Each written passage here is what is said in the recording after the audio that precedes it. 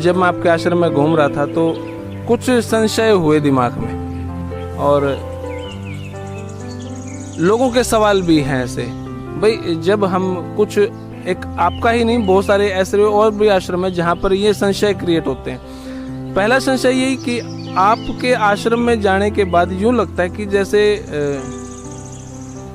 आप किसी हनुमान जी, शिव भगवान, इन सब को मानते नहीं हैं, और जो भी आपके विचारों से जुड़ा है वो सभी यूं लगता है कि इन्होंने भगवान की मूर्तियां जो हैं, हमारे इष्ट देवताओं की मूर्तियों को जैसे इन्होंने छुपो के रख दिया, अब उनका कोई जगह नहीं।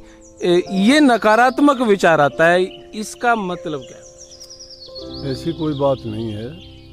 ये जो संत मत की भक्ति है ये निर्गुण भक्ति है, और जो आप सोचते हो सरगुण भक्ति है। संत मत में किसी भी देवता को, किसी भी जिनको हम पूजते हैं जी, ये हिदायत नहीं है कि मत पूजो। जिसकी जो आस्था उसको मानता रहे, लेकिन गुरु का दर्जा इसलिए ऊंचा बता दिया जाता है कि जो बीते हुए हैं वो आपको आज बताने के लिए कुछ नहीं आएंगे। जो आज संशय आपके मन में आया है, ये सवाल आप हमारे से तो कर सकते हो, लेकिन हनुमान जी से, शिव से, विष्णु से और ब्रह्मा जी से नहीं कर सकते। सही बात। किसी देवी देवता से जाके नहीं पूछ सकते कि आपको ये लोग क्यों नहीं मानते हैं, इन्होंने मानना क्यों छोड़ दिया, लेकिन हमारे से आपने पूछ लिया। तो इसलिए ना तो उनके सिद्धांत को, उनके गुणों को, उनके नियमों को, उनके जो धर्म के अच्छे बताए हुए रास्ते हैं, उन सब को हम यूं का त्यों बताते हैं। हम सत सनातन धर्म को मानने वाले, धर्म की जितने भी नियम हैं उन सब का पालन करते हैं, और उसी के अनुसार जीवन बिताने के लिए शिक्षा देते हैं, और उनको हम उसी रूप में इज्जत से, सम्मान से देखते हैं, लेकिन मूर्ति पूजा नहीं करते। मात्र मूर्ति पूजा ही, मतलब आप वेदों को मानते हैं, गायत्री मंत्र को मानते हैं, हनुमान जो हवन करते हैं, उन चीज, सब चीजों को प्रकृति में जो भी चीज़ बनी हम सब चीज़ को मानते हैं। ऐसी कोई चीज़ नहीं जिसको हम नहीं मानते। जो नहीं मानते, आलोचना करते हैं जी, तो समझो कि वो उनका अपना सीमित ज्ञान होगा। मतलब आप आलोचना भी नहीं करते भगवान शिव की, लेकिन आप निर्गुणाकार ईश्वर की भक्ति करते जी। हम निर्गुण की, विदेह की, शब्द की भक्ति बताते हैं, और वो सब के सब उसके अधीन हैं। ओम शब्द को भी आप मानते हैं? बिल्कुल मानते हैं। ओम तीन लोक में सबसे बड़ी चीज़ है। ओम का मतलब ही तीनों शक्तियाँ हैं, ए, ऊ और मैं। ऐसे उत्पत्ति, ऊ से स्थिति, मैं से प्रलय, और तीनों शक्तियाँ ब्रह्मा विष्णु महेश के अधीन हैं। ये तीनों गुण त्रिगुणात्मक है, क्यों नहीं मानेंगे? ब्रह्मा जी ने रचना की है, विष्णु जी पालन करते हैं, शंकर जी संहार करते हैं, सबको मानते हैं, लेकिन जी इनके पास मुक्ति नहीं है। ब्रह्मा विष्णु महेश्वर कहिए इन शर लगी काई, इनके भरोसे कोई मत रहियो, इन्होंने मुक्ति पाई। इन्होंने भी भक्ति की है। जगह जगह शास्त्रों में देखोगे इन्होंने भक्ति किसकी की, तो हम सीधी उसी की भक्ति करना हम बता देते हैं, तो कौन सा जुल्म है? मतलब हमें जब लगता है कि शिव भगवान जब हिमालय पर्वत पर जिस चीज की तपस्या कर रहे हैं, वो किसकी तपस्या कर रहे हैं? उन्हीं की तपस्या आपसे। वो उसी विदेह की तपस्या वो करते होंगे ना, मतलब उनसे बड़ी शक्ति कोई और है। वो किसकी भक्ति करते हैं, वो किसको याद करते हैं, उसको हम सीधा याद करना बताते हैं, लेकिन हम आलोचना इनकी भी नहीं करते, क्योंकि वो भी अलौकिक शक्तियाँ लेके इस मंडल में उपस्थित हुए लोगों के कल्याण करते हैं, उनके भी हित की बात करते हैं, उनकी मनोकामनाएं पूरी करते हैं। जो जैसी इच्छा रख के उनसे मांग करता है, याचना करता है, प्रार्थना करता है, उनसे वो सरगुण देवता हैं, और सरगुण देवता से दुनियादारी की चीज़ें जो मांगते हैं मिलती हैं, लेकिन मुक्ति नहीं मिलती। अगर कोई संशय पड़ता है तो उसके बारे में पूछना चाहे तो उनसे पूछ नहीं सकते, क्योंकि वो बीत चुके हैं। इसलिए हाजिर गुरु को, सतगुरु को मानते हैं। जिस प्रकार से संख्याओं का निवारण अब हो रहा है, तो वो हाजिर होगा, वही बताएगा। जी, बड़ा संतुष्टि पूर्वक जवाब था भाई, मुझे लगा। मतलब मेरी तो संतुष्टि होगी। आपका क्या कहना, आपकी सोच है? गुरुजी मेरा दूसरा प्रश्न आता है, ये तो है हनुमान जी शिव जी के बारे में। मेरा दूसरा प्रश्न आता है जो लोगों के बीच में भी चलता है कि भाई गुरु जी के पास चले जाओ, वहाँ वो अपना एक नाम दाम दक्षिणा दीक्षा देवे हैं, लेकिन फिर नू कहते हैं कि भाई अपने देवी पितरा ने ना पूजो, अपने देवी पितरा ने ताले में बंद कर दो। वो क्या मतलब हुआ? कोई गुरु ऐसा होगा जी जो ये कहता होगा, ना तो हम कहते हैं ना इन चीज़ों को मानते हैं, मानते भी नहीं और कहते भी नहीं, हम ये कहते ही नहीं और ना इस चीज़ को हम मानते भी नहीं है कि किसी को ये कहा जाए। हम ऐसी शिक्षा किसी को नहीं देते। हम तो कहते हैं पहली पूजा अपने माँ बाप की करो। सभी देवी देवताओं से बड़े हैं, सभी गुरु महात्माओं से बड़े हैं।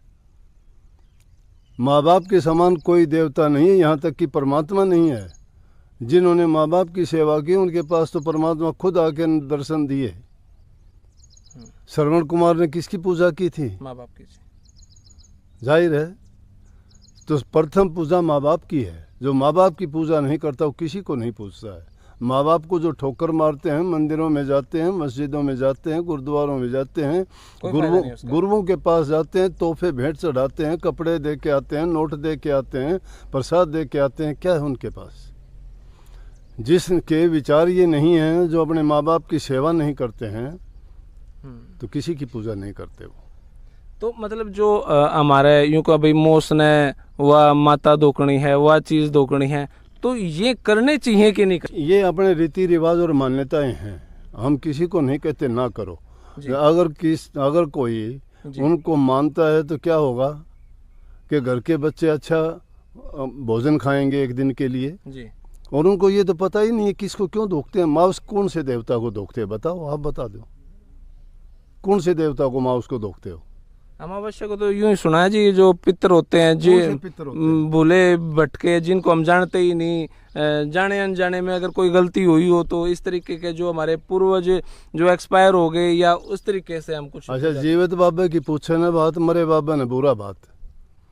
जीते जी तो उनकी सेवा करते नहीं, मरने के बाद में उनका भोजन बना के खुद खाते हैं और कहते हैं कि हम उनको पूछते हैं। कबीर साहब के गुरु रामानंद जी थे जी। और रामानंद जी ने एक बार क्या कहा, उनसे कहने लगे कि जा भाई खीर बनानी है, दूध लेके आओ जी। तो उसके लिए कबीर साहब गए सुबह से जाके और बैठ गए। बोले कि खीर किस लिए बनानी गुरुजी? जी। बोले कि मेरे जो माँ बाप हैं उनके वो ये अपने कनागतों में दिन निकालने होते हैं ना, कि कनागत निकालना है और उसके लिए आप पधारो, दूध लेके आओ। कबीर साहब सुबह गए, जाके बैठ गए, आए नहीं। और कहाँ जाके बैठ गए? जहाँ पे मरे हुए ढोर डालते हैं, उस जगह पे पूरा दिन बिता दिया। वो कहने लगे अरे टाइम हो गया, सारा दिन गया, कम से कम तुम जाके देख के आओ। कबीर साहब आए नहीं अब तक। किसी ने ढूंढ डांड के देखा तो जहाँ पर मरे हुए ढोर डालते हैं वहाँ बैठे। बोले कि आप दूध लेके नहीं आए? बोला कि लेके आऊँगा। बोले कहाँ से लाओगे? बोले ये यहाँ पे मरी हुई गऊ डाली गई है, ये दूध देंगी जब लेके आऊँगा। रामानंद को जाके बताया कि वो तो ऐसे ऐसे करे बैठा है, कहता है कि ये गायें जो मरी हुई हैं ये दूध देंगी, तब मैं दूध लेके आऊँगा, फिर खीर बनेगी जब पितरों को ये भोजन दिया जाएगा। अच्छे मूर्ख है। बोले कि ये क्या भला है? जाके कबीर साहब से कहने लगे ये क्या है? बोला कि मरी हुई गायें कभी दूध देती हैं। तो उन्होंने बोला मरे हुए आदमी कभी भोजन खाने के लिए आते हैं। तो जिनको हम जानते ही नहीं, उन तक पहुँचते नहीं, जीते जिसकी सेवा नहीं करते, जो अपने माँ बाप को तो मान्यता देते नहीं हैं और जगह जगह फिर ठोकर खाते फिरते हैं, उनको क्या मिलेगा? मंदिर दे देगा उनको, गुरु दे देगा।